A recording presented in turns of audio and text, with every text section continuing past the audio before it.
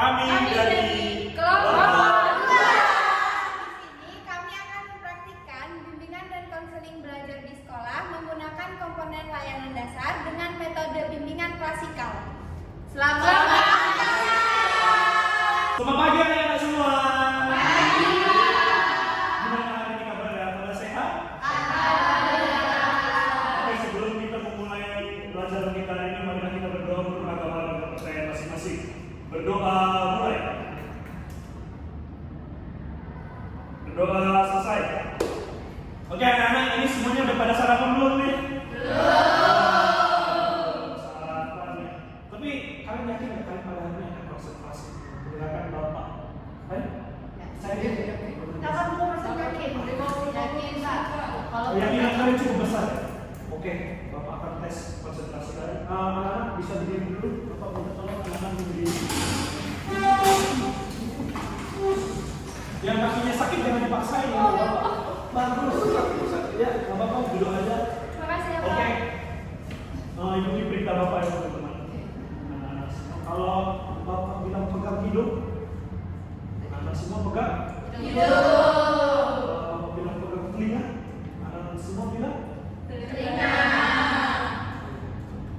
Bapak tes ya. Pegang hidung, pegang telinga, pegang lutut, telinga. Aduh, kamu udah sakit gerak. Kalau misalnya Bapak dalam kehidupan yang ada kata pegang, itu nggak bergerak. Ya anak-anak ya paham ya. Telinga. Urusan Bapak bilang. Ayo, boleh fokus lagi ya. Pegang telinga. Pegang mata. Pegang hidung. Telinga. Mata. Hidung. Pegang lutut. Pegang kaki. Pegang telinga teman. Wah, bagus sekali.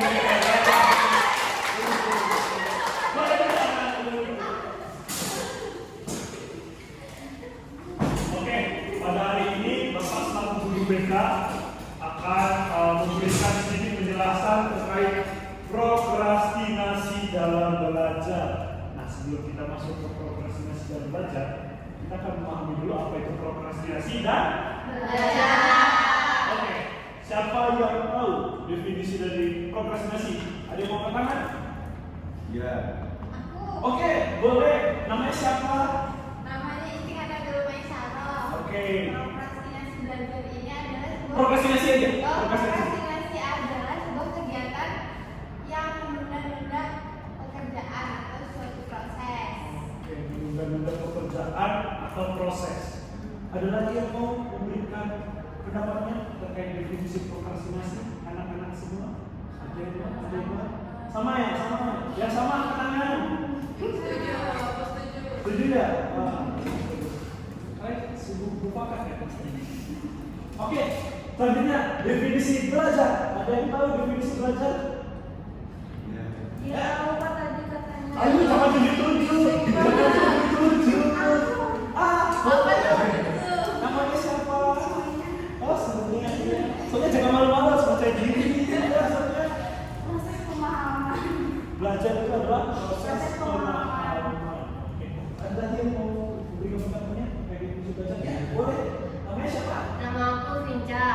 Belajar itu adalah proses pengumpulan pengetahuan, gitu Pak. Proses pengumpulan pengetahuan. Iya. Oke, berarti kalau kita gabungkan prokrastinasi dalam belajar, ada yang mau memberikan pendapatnya? Boleh, namanya siapa? Namanya Rosa, jadi prokrastinasi. Namanya siapa? Rosa. Rosa, kamu jangan nyeret. Oh iya, ya. Harus Namanya jelas. Rosa. Oke, Rosa. Jadi prokrastinasi dalam belajar menurut saya adalah di mana suatu kegiatan yang menunda-nunda dalam proses belajar. Kurang lebih seperti itu, Pak. Ada lagi yang mau memberikan? Sama ya, sama. Kalian sudah melupakan. Oke. Nah, di sini kita bisa melihat keterangan waktu dalam bahasa Inggris, teman-teman. Ada next day, soon, later, tomorrow, now. Nah, pasti anak-anak anak-anak semua udah belajar bahasa Inggris kan? Bisa melihat ya, ini keterangan waktu mana yang akan dilakukan besok atau selanjutnya? Semuanya kecuali? Ada yang bisa memberikan tanggapan nggak terkait gambar ini, ilustrasi gambar ini? Apa artinya? Ada yang mau memberikan? Siapa? Ya udah saya aja ya. Siapa? Kamu? Oke, jawab aja ya. Boleh Bica ada namanya. Ya. Oke, Bica boleh. Dari gambar itu dilihat orang itu atau kita menunda-nunda pekerjaan. Dia dari kata itu kalau bisa besok kenapa sekarang? Gitu Pak. Oke. Terlihat dia ada banyak PR ya sebenarnya. Iya, banyak PR. Tapi dia tunggu. Oke. Iya, itu. Jadi kita lanjut ke slide selanjutnya. Oke, ini pengertian prokrastinasi dalam belajar. Nih, tadi pendapat teman-teman sudah benar ya. Prokrastinasi dalam belajar merujuk pada kecenderungan menunda-nunda atau menunda pelaksanaan tugas akademis tanpa alasan yang jelas atau logis. Siapa di sini yang sering menunda-nunda membuat PR? Kamu bagus sekali ya. Saya salut sama kalian jujur. Bagus. Ayo, kamu kenapa sering menunda-nunda PR? Malas. Malas. Kamu kenapa? Mager. Ya ini malas, tapi ini malas gerak gitu. Sama ya. Ayo, siapa lagi ini yang malas sampai ini alasannya apa ini? Scrolling. Jelas ya Pak. Tapi salah satu alasannya karena dikumpulnya minggu depan Masih lama. Iya. Ya sebenarnya tidak logis ya alasan-alasan yang semua. Nah, lanjut ke kalimat selanjutnya. Fenomena ini seringkali menciptakan hambatan dalam proses pembelajaran siswa di tingkat sekolah menengah atas. Kalau misalnya teman-teman anak-anak semua berunda, nanti di akhirnya tugas kalian bakal lumpuh. Nah, kalau tugas kalian bakal lumpuh, saya pasti malas. Tugas stres kan? Pusing kan? Nah, selanjutnya beberapa faktor yang dapat memicu prokrastinasi melibatkan aspek motivasi, di mana siswa mungkin kehilangan ketertarikan terhadap materi atau tidak melihat relevansi dan kepentingan dari tugas yang diberikan. Ada nggak dari anak-anak yang merasa PR itu nggak penting? Mungkin bisa teman-teman anak-anak semua. Paling sih kerjain PR, ini scroll. Apain sih? Buat PR ini jalan-jalan ke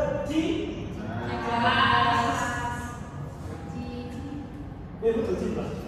Masalah gue ya. Saya juga ada sedikit ragu dengan teman. Oke, kita lanjut ke slide selanjutnya. Nah, alasan umum mengapa siswa mungkin cenderung menunda-nunda dalam melakukan tugas-tugas belajar: ketidakjelasan tujuan, ketakutan kegagalan, kurangnya motivasi, kurangnya keterampilan perencanaan dan manajemen waktu, gangguan eksternal, tingkat stres yang tinggi. Waduh, siapa ini merasa di sini ketakutan akan gagal? Takut akan gagal? Kenapa takut gagal? Kita harus mencoba dulu teman-teman. Coba. Kalau gagal ya jadi pelajar. Kalau jadi pelajaran selanjutnya kita bisa berhasil. Kan bagus ya, ada minggu buat saya dari belakang. Nah, ini teman-teman, kurangnya keterampilan perencanaan dan manajemen waktu. Bapak ingin berfokus pada poin ini. Di sini siapa yang buat jadwal harian? Ada membuat jadwal kegiatan harian? Siapa yang pernah buat atau buat? Nggak buat terus itu pernah juga. Pernah buat ya? Kamu pernah buat nggak? Kamu pasti nggak pernah buat karena kamu selalu ikut terus. Ya, perencanaan dan maaf itu bercanda ya. Kita chill dulu. Kurangnya keterampilan perencanaan dan manajemen waktu. Nah, itu anak-anak dapat tugas nih PR, lalu pas minggu depan gitu. Tapi gara-gara teman-teman atau anak-anak tidak membuat perencanaan dan manajemen waktu, tugas ini tuh bakal payah. Tugas ini tuh bakal nggak terlaksana. Karena apa? Lupa gitu. mungkin kemarin ingat tugas ini masih satu minggu depan, besoknya mungkin bisa aja udah lupa gitu karena tak pergi jalan-jalan, tak ada kesibukan lain gitu, terlupakan gitu. Nah di sini oke, sebelum kita mulai penjelasan dari Bapak ada sedikit video, ada sedikit filmnya. Mungkin bisa disimak karena video ini bakal berkaitan dengan penjelasan Bapak hari ini. Oke, sebentar lagi loading. Sinyalnya jelek. Iya. Assalamualaikum guys, ayo aku siapa ini suka benar-benar kerja. Menurut kerjaan sama halnya kita sedang menumpuk masalah. Misalnya ya, dulu masih banyak tugas seminggu lalu, tapi kayak itu kerjaan sama besok mengulang tugas. Udah itu kerjaannya kayak apa lagi ya? Jadi kerjaan terus benar-benar, kerjaan terus mengerita, kerjaan terus mengerita. Udah tak, karena waktu dulu kita jam 8 malam dan seharusnya jam 9 kan dulu kelar, tapi karena gue lama ya kan tertunda, jadinya gue siap jam 1 malam. Dan artinya gue baru bisa tidur di jam 1 malam. Terus biasanya gue siangan dan telat datang sekolah. Terus guru nanya, kenapa kamu telat datang sekolah? Gue jawab, gak ada pak dan penjagaan bapak kasih. Terus guru gue bilang, kan kayak bapak kasih seminggu lalu. Tadi baru banyak yang bapak kasih. Cuma selesai nggak usah bawa aja kan? Emang kemana-mana aja kamu? Teman-teman kamu juga masih ada itu, gak telat. Terus gue udah tahu nih bapak dan akhirnya diri kamu yang bebas. Oke, anak-anak tadi udah disaksikan videonya. Nah, di video ini diperlihatkan salah satu bentuk prokrastinasi dalam belajar. Bisa anda lihat tadi si Aldi ini nggak fokus dalam mengerjakan tugasnya. Ya, sebentar kerjain, terus sebentar kerjain, kerjain main HP. Akibatnya apa, dia selesai mengerjakan tugas itu pada jam 01.00 dini hari. Padahal tugasnya tadi kata Pak gurunya apa? Seminggu lalu dan hanya mengerjakan bab 1 ya anak-anak. Tapi gara-gara prokrastinasi, gara-gara menunda-menunda, jadinya dia tidurnya lama dan bangunnya juga kesiangan. Inilah anak-anak yang akan kita bahas pada hari ini terkait apa sih itu prokrastinasi, apa dampaknya dan apa upaya kita untuk mencegah prokrastinasi. Kita masuk ke dalam PP. Di sini, nah, Bapak ini menjelaskan terkait apa sih itu manajemen waktu dalam belajar. Manajemen waktu dalam belajar merujuk pada upaya untuk secara efisien mengelola waktu yang dimiliki seseorang agar dapat mencapai hasil belajar yang optimal. Ini melibatkan perencanaan, pengorganisasian, betul ya? Pengorganisasian dan pengendalian waktu yang dihabiskan untuk kegiatan belajar, membaca, menyelesaikan tugas, dan mempersiapkan diri untuk ujian. Tuh, teman-teman, dalam satu hari itu banyak hal yang harus kalian lakukan, teman-teman. Ini tadi, mana ya? Kegiatan belajar, membaca, menyelesaikan tugas, dan mempersiapkan diri untuk ujian. Berarti kemungkinan kita untuk sekolah kita itu kecil. Gimana menurut teman-teman, gimana caranya untuk mengorganisasi waktu, manajemen waktu ini? Misalnya dalam satu hari ini mungkin teman-teman bisa kasih pendapat satu hari ini teman-teman mau buat kegiatan apa aja. Ada yang mau? Ini contoh ya, dari jam 7 sampai jam 12 pasti kan sekolah dong? Iya. Maaf, kita sekolah sampai jam berapa ya? Jam 4. Jam 7 sampai jam 4. Nah, itu nggak mungkin dong kalian bermain-main HP, TikTok-TikTok, nggak mungkin dong. Oke, jam 7 sampai jam 4 sore itu pasti full. Nah, bisa anak-anak juga tidak? Dari jam 4 sore sampai malam mau isi kegiatan apa? Ayo, ada yang bisa? Pulang sekolah sampai jam 6 tuh biasanya tidur. Tidur, istirahat ya, oke. Sholat maghrib. Ibadah. Ya, oke. Itu dari jam 4 sampai jam 6. Oke, selanjutnya Jam 7 jam 6 bangun, Mandi sama mandi, makan, itu kita buat estimasi dalam waktu 1 jam dari jam 6 sampai jam 7 ya. Oke, dari jam 7 itu seterusnya belajar. Main lagi. kenapa tidur aja ini? Tolong dong, tadi kasih tidur dulu ya. Terbukti ya, tapi saya numpuk ya. Maaf ya. Dari jam 7 sampai jam 9 belajar, habis dari jam 7 sampai jam 8 belajar, jam 8 sampai jam 9 main HP. jam 8 sampai jam 9 main HP. Terus tidur jam Kalau kuliah jam 10 pulang dan tidur. Bisa masih sempat kok anak-anak bermain HP seperti kata Vija ya. Iya. Kata Vija tadi kita masih bisa sempat bermain HP dalam 1 jam. Asal apa? Kita tidak menunda. Kita tidak menumpuk tugas-tugasnya di besok hari. Kalau menumpuk ya misalnya dari jam 7 jam 8 aturan kita buat tugas. Tapi dari jam 7 sampai jam 8 kita main HP. Dari jam 8 sampai jam 9 main HP juga. 2 jam kita main HP, kita nggak ada belajar. Pasti kayak mati tentunya. Pasti ada penumpukan yang menumpukan tugas. Nah, ini dia. Aspek penting dalam manajemen waktu dalam belajar melibatkan perencanaan jadwal belajar, prioritasi tugas. Tuh, prioritasi tugasnya itu ada 2 kali. Nah, penting banget memprioritaskan tugas daripada bermain HP. Iya, betul. Selanjutnya apa? Iya. Selanjutnya istirahat dan Istirahat dan keseimbangan. istirahat dan keseimbangan, lalu evaluasi kemajuan dan penyesuaian. Ya, seperti yang Bapak bilang tadi teman-teman, prioritas tugas, prioritas tugas. Jam 7 sampai jam 8 oke kalian kerjain tugas.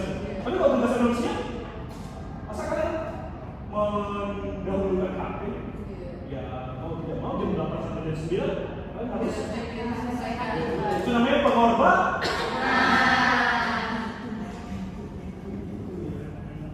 Nah, kesimpulannya sebelum sampai kesimpulan,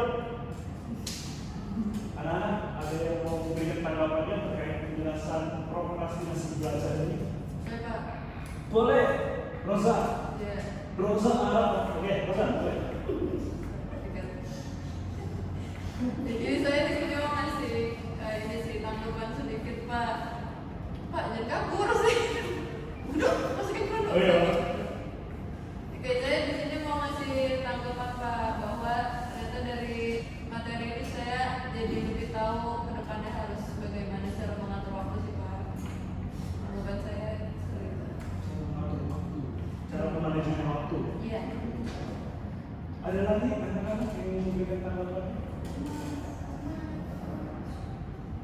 Thomas ya? Thomas, boleh Thomas? Bapak, saya kata Rio. Oke, kantor dia boleh. Bapak, agak lupa namanya. Oke, boleh kantor dia?